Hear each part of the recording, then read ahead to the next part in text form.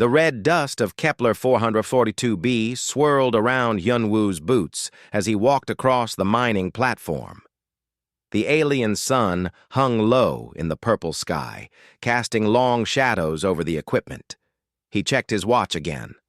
The Vellani workers would finish their shift soon, and then he could send his weekly report back to Earth.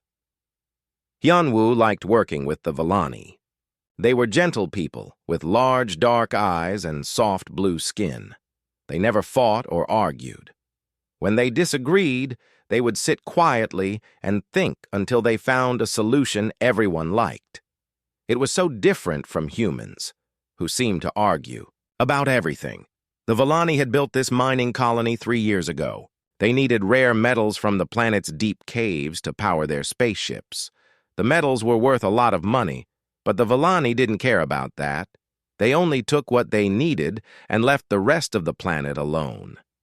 Hyunwoo was one of 3 humans on the planet. Earth had sent them to help the Vellani learn human mining techniques. It was a good job, even if it was far from home. The nearest human world was 2 months away by spaceship. So-min walked over to where Hyunwoo stood. She was the team's communication expert. Her job was to keep in touch with Earth and handle all the radio messages. "The evening reports are ready," she said. "Everything looks normal." "Good," Hyunwoo replied. "How's Tae-ho doing with the new drilling equipment?" "He's still working on it. You know how he gets when he finds a new machine to fix." So-min smiled. Tae-ho was their engineer. He could fix anything, and he loved learning how Vellani technology worked. The 3 humans had become good friends during their time on the planet. They looked out for each other, shared meals, and told stories about home. The Vellani welcomed them like family, even though they were so different. Thelnara, the Vellani colony leader, approached them. She moved with the graceful steps that all Vellani had. "Hyunwoo, friend, may I speak with you?" "Of course," Hyunwoo said. He had learned to speak the Vellani language well enough to hold conversations. "What's wrong? You look worried." Thelnara's large eyes looked sad. "Our long-range sensors have detected ships approaching the system. Many ships. They are not responding to our welcome messages." So-min frowned. "What kind of ships? Are they traders?" "No," Thelnara said quietly. "The computer says they are warships, Krathen warships." Hyunwoo felt his stomach drop. Everyone in the galaxy knew about the Krathen Empire. They were conquerors who took what they wanted and destroyed what they couldn't use. They had wiped out 12 different alien races in the past 50 years. "How long until they get here?" So-min asked. 2 days, maybe less," Thelnara replied. "I have sent messages to the Galactic Council asking for help. I have also contacted the Altarian Defense League and the Zephyrian Republic. Surely someone will come to help us." Hyunwoo wanted to believe that, but he had studied galactic politics. Kepler 442b was far from the main trade routes. It had no strategic value except for the mining operation. Most governments would not risk a war with the Krathen Empire over one small colony. The next day, the responses started coming in. Each one was the same. The Galactic Council said they were deeply concerned, but could not send military aid to such a remote location. The Altarian Defense League said the planet was outside their protection zone. The Zephyrian Republic offered to accept refugees but would not send warships. Tae-ho joined them in the communication center as So-min played the messages. His face grew darker with each refusal. "They're going to let the Krathen kill everyone," he said angrily. "The Vellani have helped so many people," So-min said. "Their medical research has saved millions of lives across the galaxy. Their scientists shared their knowledge freely with everyone. How can the galaxy just abandon them?" Thelnara listened to the messages with calm sadness. "This is the way of things," she said. "We knew this day might come. We chose to live without weapons, to trust in the goodness of others." Perhaps we were wrong. No, Hyunwoo said firmly. You weren't wrong to choose peace. The rest of the galaxy is wrong to ignore you now. The Krathen ships arrived the next morning. 12 large warships and dozens of smaller fighters. They surrounded the planet and sent a message that So-Min translated for everyone. Attention, inhabitants of Kepler 442b. The message said in a harsh mechanical voice. You are now under the authority of the Krathen Empire. You have 72 hours to surrender all weapons, technology, and valuable resources. Any resistance will result in the complete cleansing of this world. This is your only warning. The Vellani had no weapons to surrender. Their entire philosophy was built around peace and cooperation. They had never even considered the need for military defense. Hyunwoo called an emergency meeting with the human team and Thelnara. We need to evacuate as many people as possible, he said. Do you have any ships that can carry people to safety? We have 3 cargo ships, Thelnara replied. They can carry perhaps 200 people each. But where would we go? The Krathen will hunt us down. The nearest human world is Kepler 438c, So-Min said. It's 2 months away, but Earth would protect refugees there. That saves 600 people, Taeho said, but there are over 4,000 Vellani on this planet. The reality hit them all at once. Most of the Vellani would not escape. The Krathen would arrive in less than 3 days, and there was nowhere to run. So-Min spent the next day trying every communication channel she could think of. She contacted human colonies, alien governments, merchant guilds, and even pirate organizations. Everyone said the same thing. Kepler 442b was too far away and too dangerous to help. On the final day, with Krathen ships already sending down scout probes, So-Min made one last attempt. She found an old emergency frequency that Earth used for deep space communication. It was probably monitored by someone, though she didn't know who. This is So-Min Park, Earth Citizen Identification number 7742 Delta 9, she said into the microphone. I'm calling from Kepler 442b with 3 other humans and 4,000 Vellani civilians. The Krathen Empire is about to attack this world. We've asked everyone for help, but no one is coming. If anyone on Earth is listening to this frequency, please remember us. Tell our families we tried to do the right thing. She included personal messages from all 3 humans. Hyunwoo talked about his sister, Jin-A, who worked for Earth's Space Navy. Taeho mentioned his parents and his childhood dog.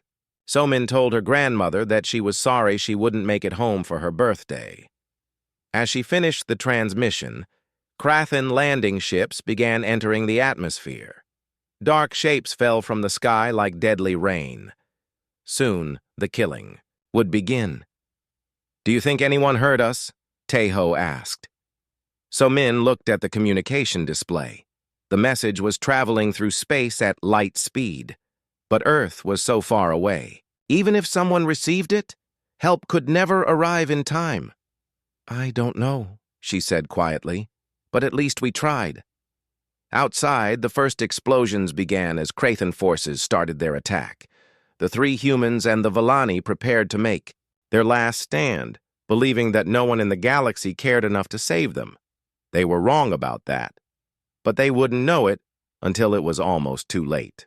Admiral Jin-A sat in her office on Luna Station, looking out at Earth through the large window. The blue and white planet turned slowly below, peaceful and beautiful. It was hard to believe that somewhere far away, people were dying while she sat in safety. She picked up the daily communication reports and began reading through them. Most were routine messages between Earth colonies and trading posts, supply requests, weather reports, birth announcements, normal life continuing as it always did. Then she found the emergency transmission from the old deep space frequency. Her coffee cup stopped halfway to her lips as she heard a familiar voice. This is So-Min Park, Earth Citizen Identification number 7742 Delta 9. Jin-A knew that name. So-Min had been her brother's girlfriend in college. She remembered the young woman visiting their family home for holidays, laughing at dinner table stories and helping their mother in the kitchen. But it was the next voice that made Jin-A's heart skip a beat. "My name is Park Hyun-woo. If anyone receives this message, please tell my sister Jin-A that I'm sorry I won't make it home for her promotion ceremony." Jin-A's hands shook as she listened to her younger brother's voice. Hyun-woo was 3 years younger than her, always the dreamer who wanted to explore new worlds and help alien species. She had tried to talk him out of taking the job on Kepler 442b, but he was determined to make a difference. Now he was going to die because no one would help him. Jinny played the message 3 more times, then walked quickly to Fleet Commander Dong-hyun's office. The old man was studying star charts when she knocked on his door. "Come in," he called without looking up. "Sir, I need to discuss an emergency situation," Jin-A said. Dong-hyun finally looked at her. He had been in space for 40 years and had the tired eyes of someone who had seen too much war. What kind of emergency? Jin-A played the transmission. Dong-hyun listened without speaking, his face growing more serious with each word. "Krathen Empire," he said when the message ended. "Nasty business. How many humans are trapped there?" 3. "Sir, but there are also 4,000 Vellani civilians." Dong-hyun was quiet for a long moment. "The Vellani are good people. They've helped Earth with medical research many times. But Kepler 442b is far outside our territory. Sending ships there would violate at least 6 different treaties. Sir, my brother is one of those humans." "I understand that, Admiral, but I can't risk starting a war with the Krathen Empire over 3 people. The casualties would be in the millions. I'm sorry, but my answer is no." Jin-A saluted and left the office, but she didn't go back to her own workspace. Instead, she took the elevator down to level 7, the section of Luna Station that officially didn't exist. The Ghost Fleet had been Earth's secret for 15 years. When the regular military couldn't handle a problem because of politics or treaties, the Ghost Fleet took care of it. The ships were built in hidden shipyards. The crews were volunteers who were officially listed as dead. They followed no rules, except one: protect human civilians at any cost. Captain Min-ho was in the briefing room when Jin-A arrived. He was a small man with quick eyes and steady hands. His ship, the Baek-du, was the fastest stealth destroyer in the fleet. "Admiral," he said, standing up to salute. "I heard about the transmission from Kepler 442b. "How did you hear about it?" Jin-A asked, surprised. "Ghost Fleet monitors all emergency frequencies. We know about situations like this before the regular military does." Min-ho sat back down. "Are we going to help them?" Commander Dong-hyun said no. Too politically dangerous. Min-ho smiled, but it wasn't a happy expression. "Since when do we care about politics?" Jin-A thought about her brother's voice on the transmission. Scared but brave, apologizing for not coming home instead of begging for help. That was so like Hyun-woo, always thinking about others first. "If I gave the order," she said slowly, "how quickly could we get ships to Kepler 442b? "The Baek-du could be there in 36 hours, Min-ho replied. "But one destroyer won't be enough against 12 Krathen warships. We'd need at least 6 ships to have a real chance." Jin-A walked to the communication panel and opened a secure channel. "Captain Yujin, report to level 7 immediately." 10 minutes later, Captain Yujin arrived. She was tall and serious, with short black hair and a scar across her left cheek from a boarding action 3 years earlier. Her ship, the Hala, was a heavy cruiser with enough firepower to destroy a small moon. "You're planning something," Yujin said as soon as she saw Jin-A and Min-ho together. "Something that's going to get us all in trouble." 3 humans and 4,000 Vellani are about to be murdered by the Krathen Empire, Jin-A said. "The regular military won't help because it's too politically risky, so we're going to help instead," Yujin said. "It wasn't a question. Only if you volunteer. This mission is completely unofficial. If we're caught, Earth will deny we exist. We'll be on our own. Min-ho laughed. When are we not on our own? Jin-A spent the next 2 hours contacting other Ghost Fleet captains. Captain Sung-min agreed to bring his Marines for ground operations. Captain Ga-young offered her intelligence ship to jam Krathen communications. Captain Yoon-su's electronic warfare vessel could break through enemy computer systems. By evening, she had 8 ships and 200 crew members ready to launch. All volunteers, all officially dead, all willing to risk their lives for people they had never met. The hardest part was writing the authorization order. Protocol 7 allowed Ghost Fleet commanders to act without government approval in cases of immediate threat to human personnel. It was designed for emergencies when there was no time to get permission from Earth. Jin-A knew she was stretching the rule beyond its intended meaning. Kepler 442b wasn't an immediate threat to Earth or human space, but her brother was human, and he was in immediate danger. That had to be enough. She signed the order at 2300 hours and sent it to all 8 ships. The message was simple. Ghost Fleet units are authorized to respond to emergency situation at Kepler 442b. Mission parameters: rescue human personnel and protect civilian population. Rules of engagement: unrestricted. Launch immediately. Min-ho's voice came over the intercom 30 minutes later. Baekdu is ready for departure, Admiral. All systems green. Hala ready, reported Yu Jin. One by one, the other captains confirmed their ships were prepared to launch. Jin-A looked out at Earth one more time, knowing this might be the last time she saw it as an Earth officer. If the mission failed, she would be court-martialed and probably executed. If it succeeded, she might be quietly retired and told never to speak of what happened.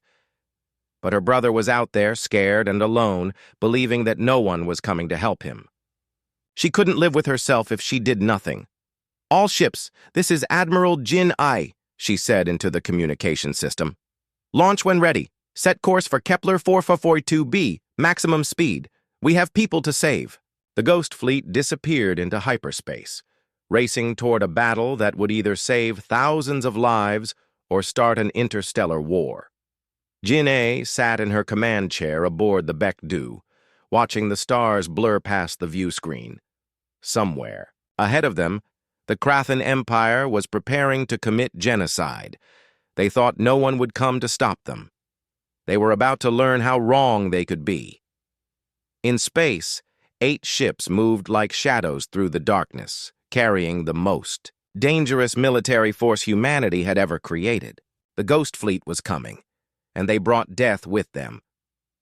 Meanwhile, on Kepler 442b, Hyun-woo and his friends prepared for their final battle, not knowing that help was already on the way. They would hold out as long as they could, fighting against impossible odds. They just had to survive long enough for the monsters to arrive. The 8 ships of the Ghost Fleet moved through hyperspace like shadows hunting in the dark. Admiral Jin-A stood on the bridge of the Baekdu, watching the blue glow of faster-than-light travel stream past the windows. In 30 hours, they would reach Kepler 442b. She hoped they wouldn't be too late.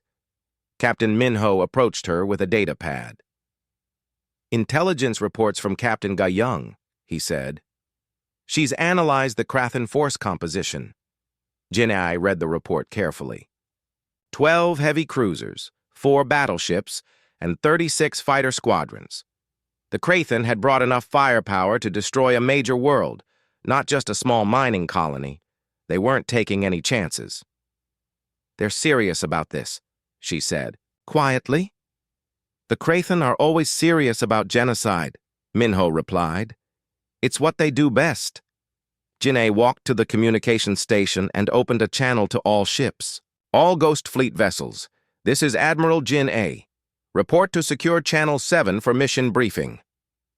The holographic display activated, showing the faces of all 8 Ghost Fleet captains. These were humanity's most dangerous military officers, men and women who had volunteered to officially die so they could fight wars that Earth couldn't acknowledge. Captain Yu-jin spoke first. Admiral, my crew is ready for combat operations. The Hala's weapons systems are fully charged. Captain Sung-min, the Marine commander, nodded grimly. My people are prepared for ground assault. We've studied Krathan tactics. They like to take, prisoners for slave labor before they start the real killing. How long do we have? Asked Captain Yun-su. Our current intelligence suggests the Krathan will begin full-scale extermination operations in approximately 18 hours. Jin-A replied. We'll arrive with 12 hours to spare, assuming everything goes according to plan. Captain Ga-young leaned forward on her screen. Admiral, I need to ask the difficult question. What are our rules of engagement? The Krathan force is much larger than ours. Jin-A was quiet for a moment. She had been thinking about this question for the entire journey. The Ghost Fleet's official mission was to rescue the 3 human personnel. Saving the Vellani civilians was secondary, but she couldn't just abandon 4,000 innocent people to die. Our primary objective is to rescue the human personnel, she said finally. Our secondary objective is to protect all civilian life. On Kepler 442b, we will accomplish both objectives by any means necessary. Any means necessary, Captain Minho repeated. I like the sound of that. What about survivors? Asked Captain Yu-jin. Do we take Krathan prisoners? Jin-A thought about her brother's voice on the emergency transmission, scared but still thinking about others. She thought about the Vellani, peaceful people who had never hurt anyone and were about to be murdered for their resources. The Krathan came to Kepler 442b to commit genocide, she said.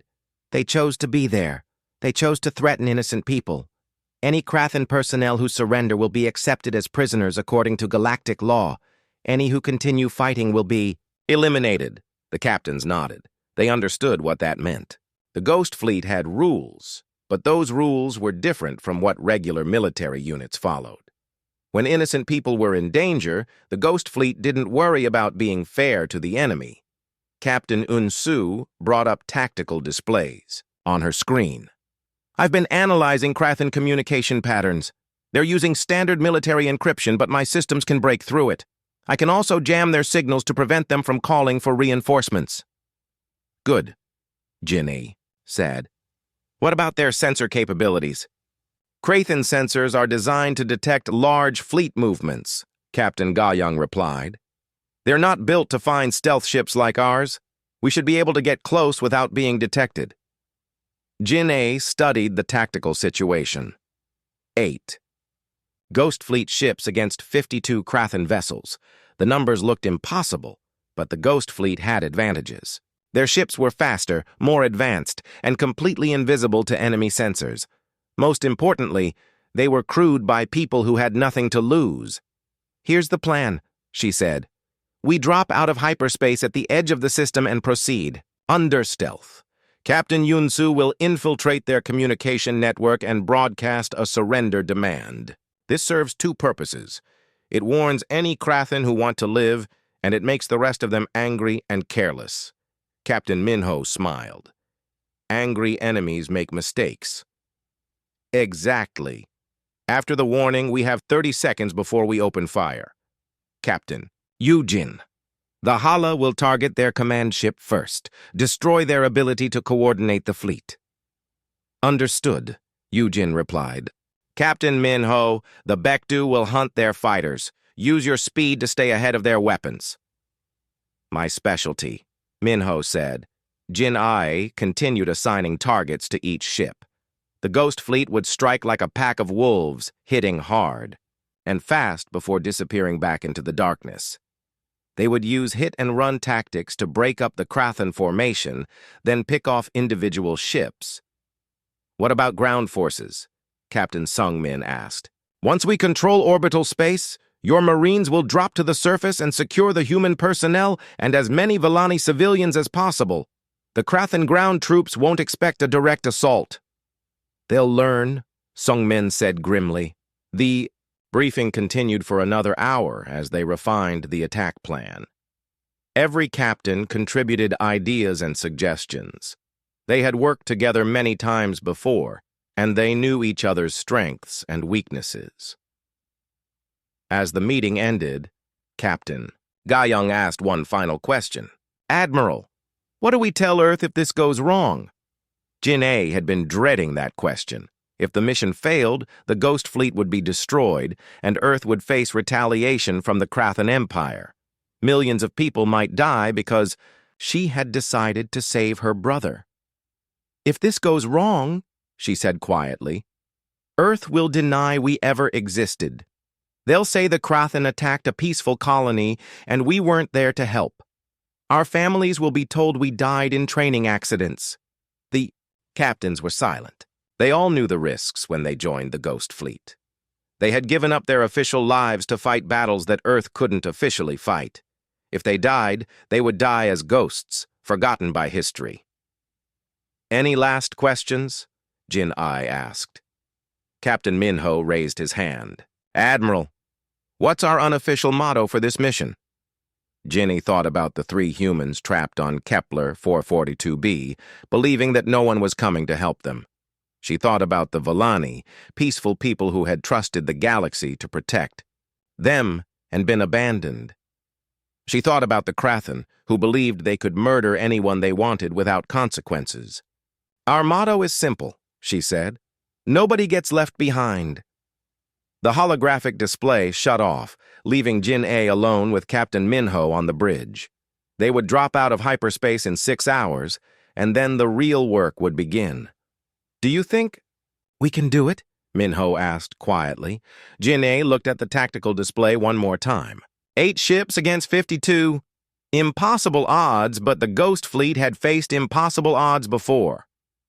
"We have to," she said. "Those people are counting on us, even though they don't know we're coming." On Kepler 442b, the situation was getting worse by the hour. Krathan ground forces had landed and were systematically destroying Villani settlements. Hyunwoo, So-min, and Tai-ho had managed to lead about 200 Villani civilians into the deep mining tunnels, but the Krathan were closing in. So-min tried to monitor communication frequencies, hoping to hear something, anything, that might give them hope. But space was silent, except for Krathan military chatter. "Do you think Earth received our message?" Tai-ho asked as they helped wounded Villani deeper into the caves. "Even if they did, help couldn't get here in time," Hyunwoo replied. But he kept checking his watch anyway, hoping he was wrong. Above them, in the darkness between stars, 8 ships full of Earth's deadliest warriors raced toward battle. The Ghost Fleet was coming, and they brought death with them. The Krathan had no idea what was about to happen to them. The Ghost Fleet dropped out of hyperspace at the edge of the Kepler 442 system like shadows emerging from a nightmare. Admiral Jin-A watched the tactical display as 8 ships became invisible to all sensors, their stealth systems activated and running silent. "Sensor sweep complete," reported Captain Ga-young over the communication channel. 52 Krathan vessels in orbit around Kepler 442b. They're maintaining a standard blockade formation. Jin-A studied the enemy positions. The Krathan were confident, almost lazy in their deployment. They had positioned their ships to prevent anyone from leaving the planet, but they weren't watching for threats coming from outside the system. "They don't expect anyone to challenge them," Captain Minho observed from his position next to her. "Their mistake," Jin-A replied. "Captain Yun-soo, begin infiltration of their communication network." On her ship several thousand kilometers away, Captain Yun-soo worked at her computer systems. Her fingers moved quickly across the controls as she broke through Krathan military encryption. It took her less than 5 minutes to access their entire communication grid. "I'm in," she reported, "ready to broadcast on all Krathan frequencies." "Do it," Jin-A ordered. The message went out simultaneously to every Krathan ship in the system. Captain Yun-soo had designed it carefully, using the Krathan's own language and military protocols. "Attention Krathan forces. This is Admiral Jin-A of the Earth Ghost Fleet.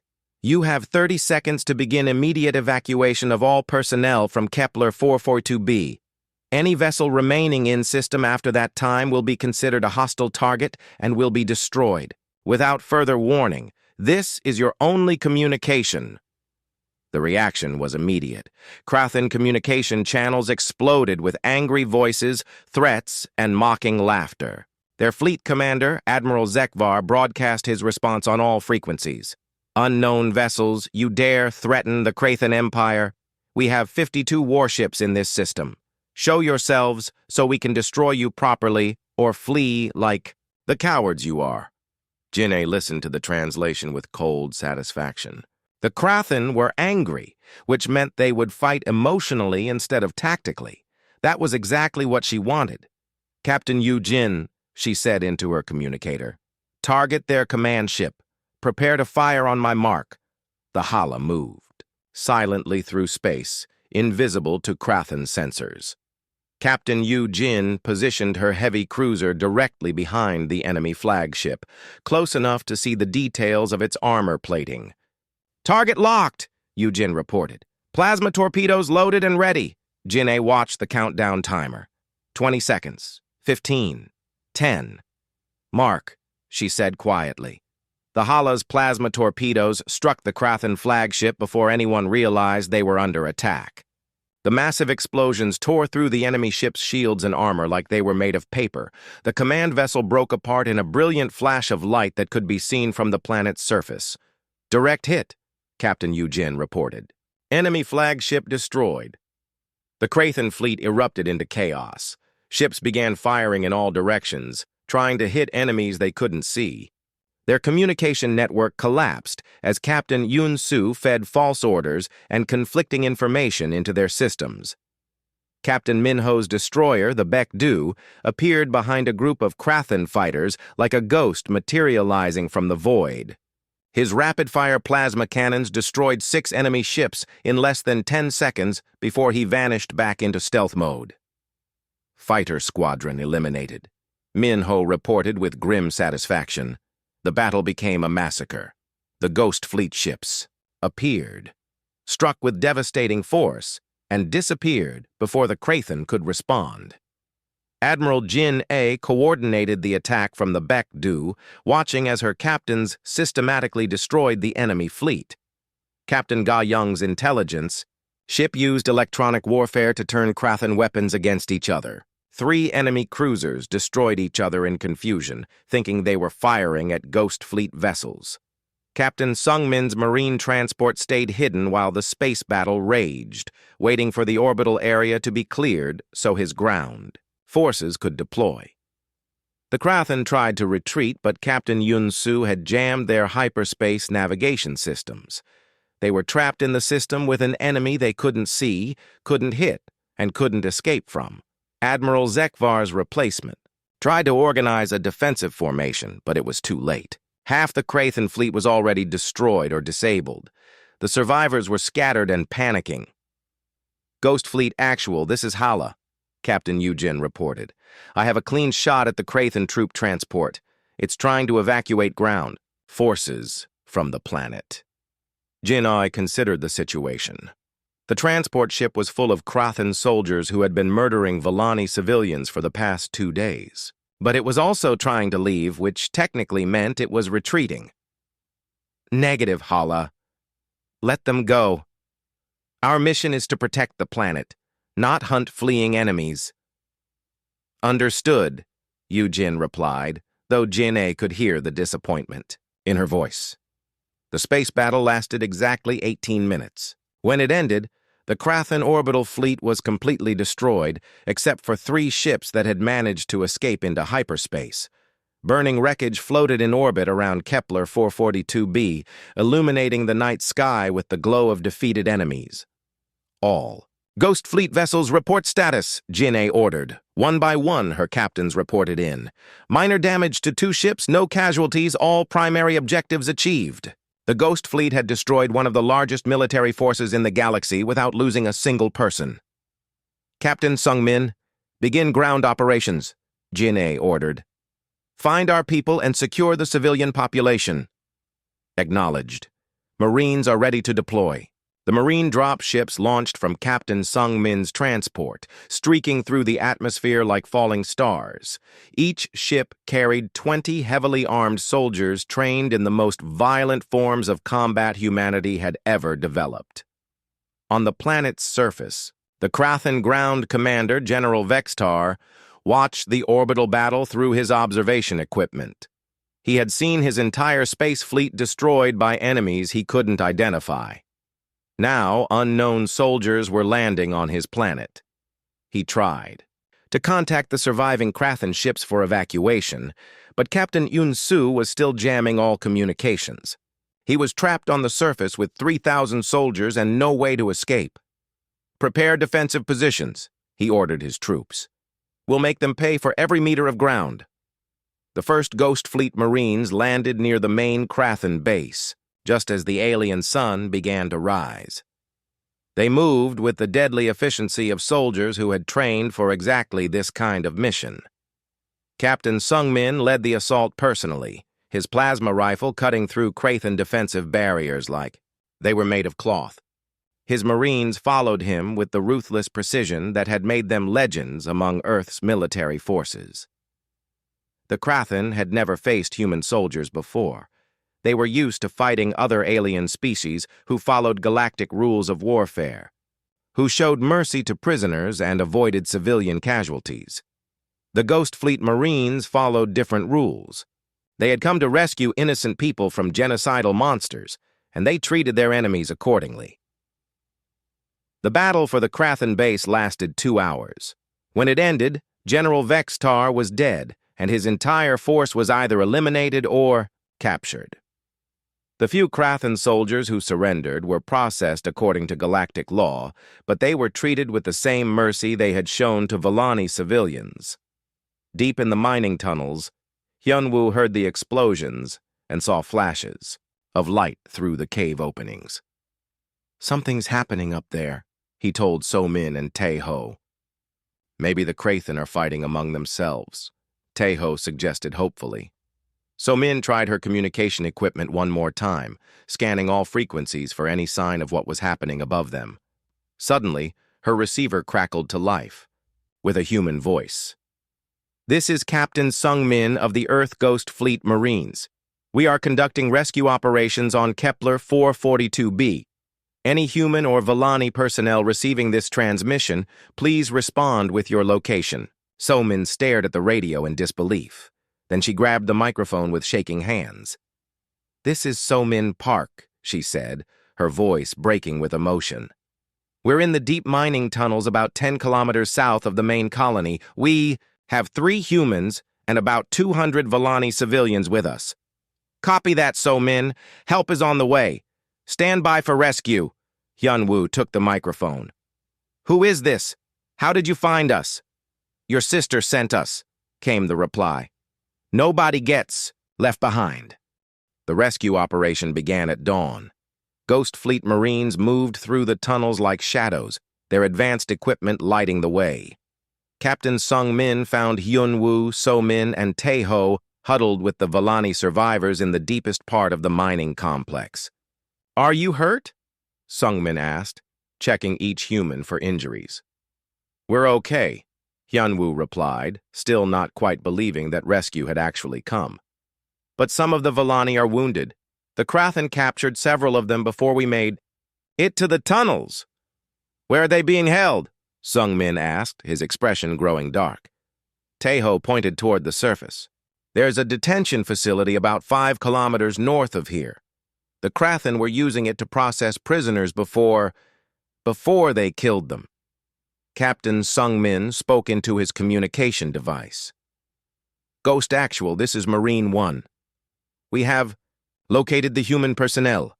They report Krathen detention facility with captured civilians, requesting permission to conduct rescue operation." Admiral Jin A's voice came back immediately. "Permission granted. Bring everyone home." The assault on the detention facility was swift and brutal. Ghost Fleet Marines didn't knock on doors or announce themselves. They simply appeared inside the compound like deadly spirits, moving through the guards with lethal efficiency. Tae-ho had been right about the facility's purpose.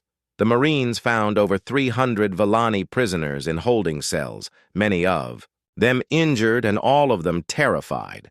The Krathen had been preparing them for transportation to slave camps in other parts of the galaxy. The facility's commander tried to negotiate when he realized his guards were dead and his compound was overrun. He offered to release the prisoners in exchange for safe passage off the planet. Captain Sungmin's response was simple and final. "You came here to murder innocent people. The only negotiation is how quickly you want to die." The commander chose to fight. It was a short battle. As the Marines freed the Villani prisoners, medical teams from the Ghost Fleet ships landed to treat the wounded. Earth's military doctors worked alongside Villani healers, sharing knowledge and techniques to save as many lives as possible. Thelnara, the Villani colony leader, approached Admiral Jin A as she supervised the evacuation operations.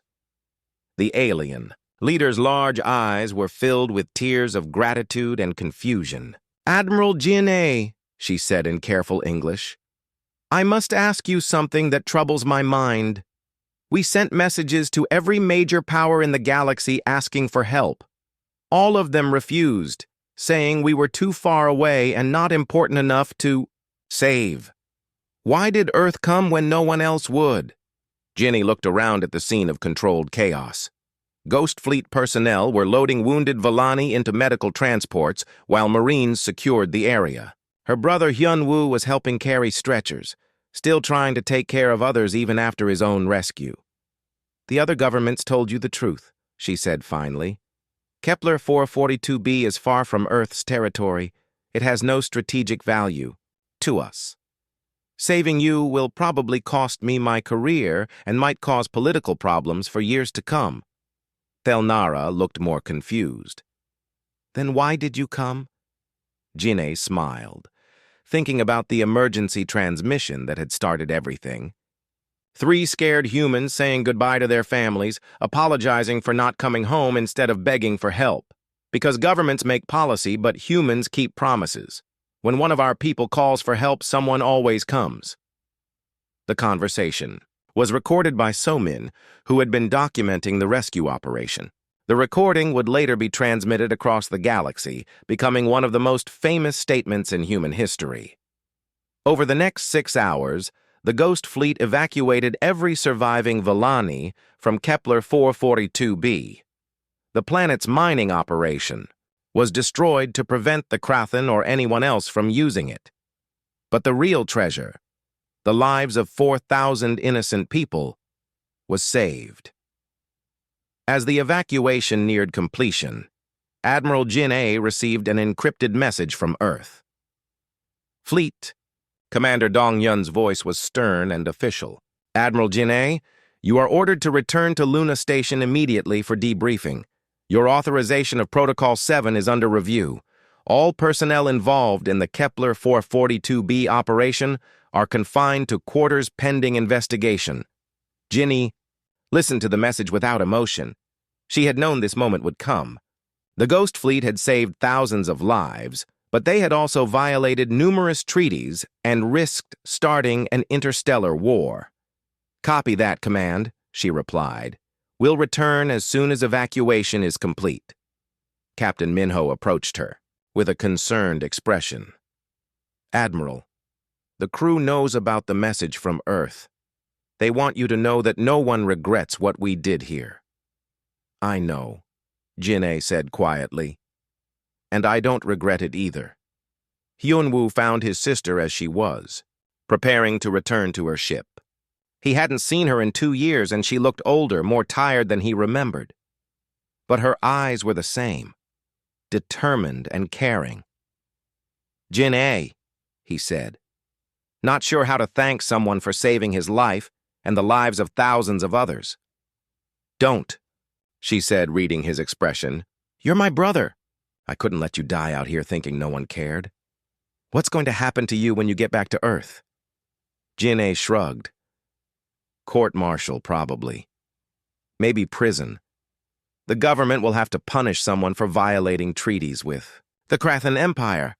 That's not fair. You saved all these people." Sometimes doing the right thing isn't fair, Jin'e replied. But it's still the right thing. As the Ghost Fleet prepared to depart, Thelnara made one final request. She asked to address the human crews before they left.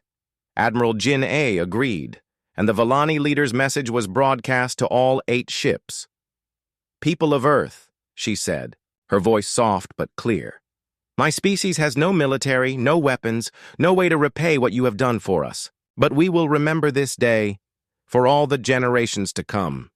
We will tell our children and their children that when the galaxy abandoned us, humanity came to save us. You are forever welcome among the Vellani people." The Ghost Fleet jumped to hyperspace, carrying their rescued passengers toward safety. The journey back to Earth would take several days, giving Jin'e time to prepare for whatever consequences awaited her. But as she watched the stars blur past her view screen, she felt something she hadn't experienced in years. Complete satisfaction. With a job well done. The Ghost Fleet had lived up to its reputation as the monsters that monsters feared. 3 months later, the official report on the Kepler 442b incident was filed with Earth's government. It stated that the colony had been evacuated through diplomatic intervention and made no mention of the Ghost Fleet or any military action. Admiral Jin'e was quietly retired from active duty and given a position at a remote research station. Officially, her career was over. Unofficially, she continued to coordinate Ghost Fleet operations from her new post. The rescued Vellani were settled on a peaceful world in human space where they established a new colony and continued their scientific research. They named their new home New Hope, and they built a monument to honor the humans who had saved them. The inscription on the monument read, "When no one else would come, Earth remembered us." Captain Minho, Captain Yujin, and the other Ghost Fleet commanders returned to their hidden bases, ready for the next time someone needed monsters to fight other monsters. Hyunwoo, Somin, and Taiho were offered positions at the new Vellani colony where they could continue their research in a safer environment. They accepted, knowing they would be working with people who understood the value of keeping promises. The Krathan Empire learned a valuable lesson from the destruction of their fleet at Kepler 442b.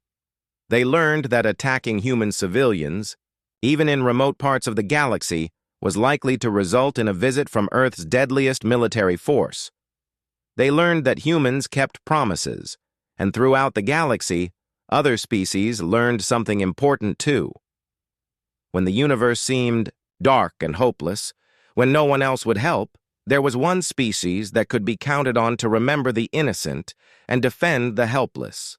Earth would always come for its people, and sometimes Earth would come for anyone who needed saving. The Ghost Fleet returned to the shadows, waiting for the next call that would inevitably come.